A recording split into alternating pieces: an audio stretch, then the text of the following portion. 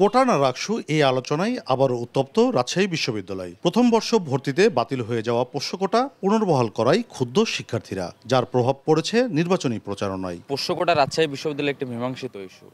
এই মীমাংসিত একটা ইস্যুকে বারবার রাকসুর সামনে ঢাল হিসেবে ব্যবহার করা হচ্ছে। শুক্রবার রাত থেকে প্রশাসন ভবনের সামনে অবস্থান নিয়ে আমরণ অনশন শুরু করেন শিক্ষার্থীরা। তাদের দাবি, কোটা বাতিল না হওয়া পর্যন্ত চলবে আন্দোলন। কোটা বিষয়ে যেটা মীমাংসিত একটা ইস্যু ছিল, কোটা সম্পূর্ণ চিরতরে কবর রচিত হয়ে গিয়েছিল।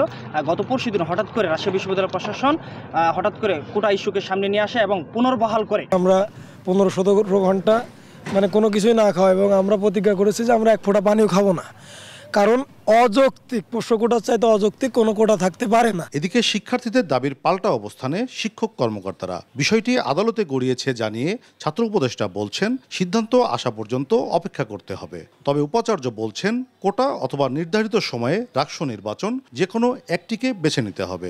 আদালতে একটা রিট হয়েছে, তা আমার মনে হয় যে আদালত যে সিদ্ধান্ত দেয়, আমার মনে হয় এটা সকলের জন্য মঙ্গলজনক হতে পারে।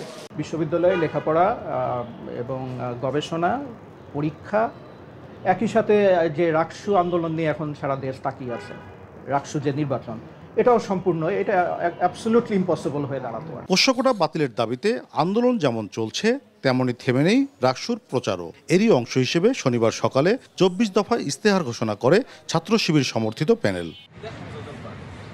কাজী শাহেদ, দেশ টিভি, রাজশাহী।